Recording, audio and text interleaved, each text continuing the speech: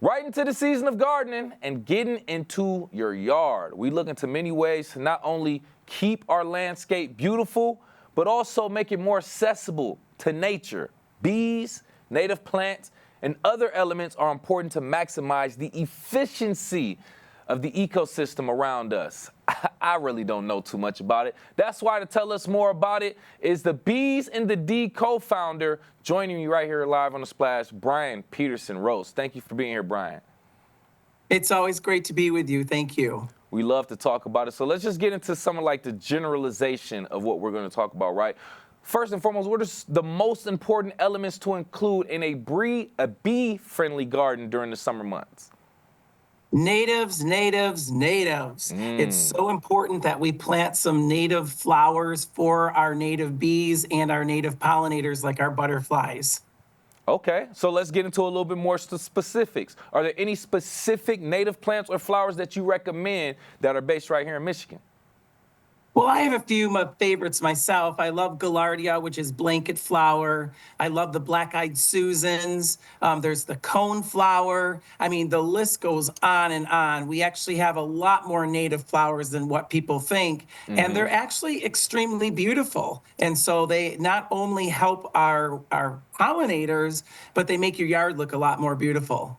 Being joined right now by co-founder from Bees in the D, Brian Peterson-Roest. We were just recently talking about how we can make our homes and yards more eco-friendly for bees and native plants in general. Just picking up from that conversation, Brian, one thing that I want to ask you about, the different types of bees. Can you just tell us the difference between maybe a native bee and a honey bee? Is there a difference? To break that down, please.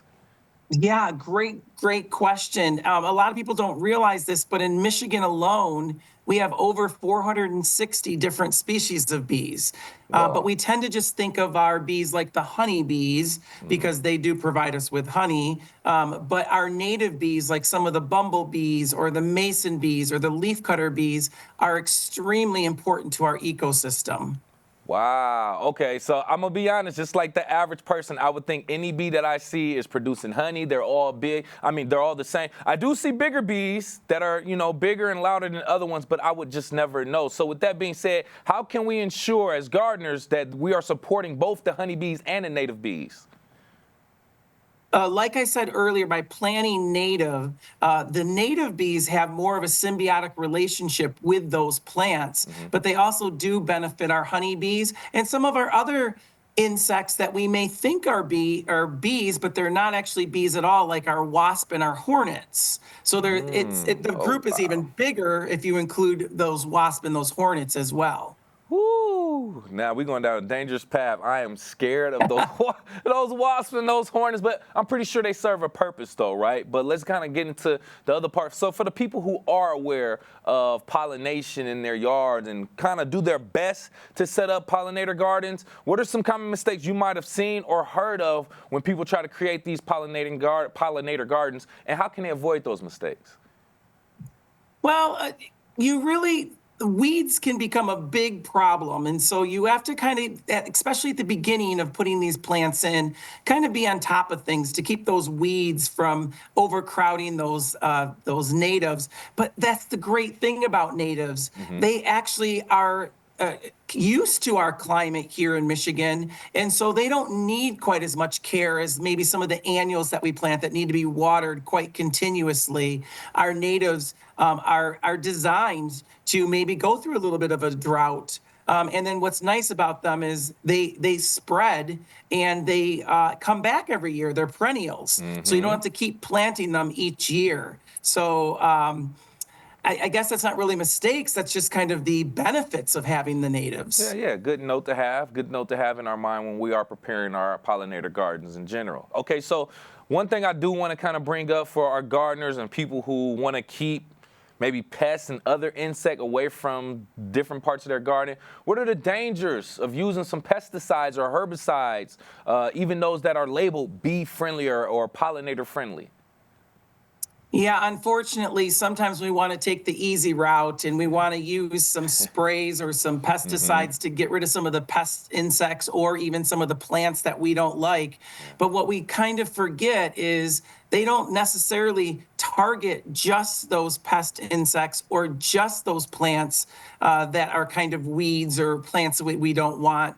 And so it can then affect the whole ecosystem. And those pollinators can take those poisons back to their nest, or it can unfortunately kill them as well.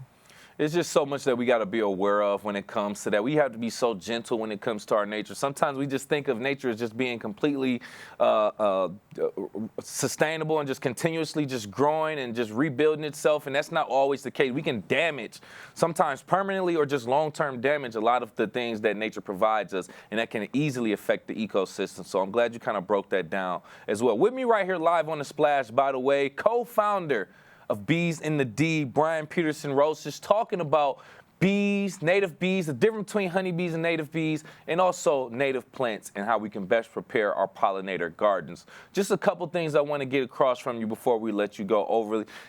Are bees more prone to living and making their homes in the sunnier areas, the shaded areas? Like what certain garden layouts or features are more inviting to bees? Yeah, bees like the sun. They love the heat. Really? But it kind of makes sense because that's also where most of the flowers grow the most successfully as well. Okay. And so they're going to be in that nice hot sun partnership.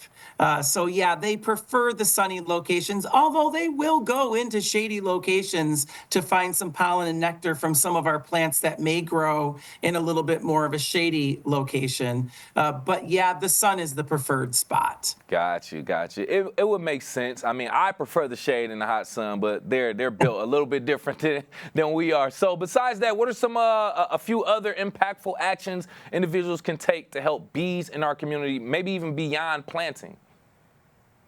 Water is so important. It's the essential for life. And so by having water baths or a bowl with rocks in it that allow our pollinators to come and get a drink, it can be a huge help for them as well. But I do want to caution you, if you have standing water, it also does attract some of our pest insects like mosquitoes. So you want to keep that water changed so that you don't help the mosquito population Right. along as well. But water is definitely something that our pollinators need.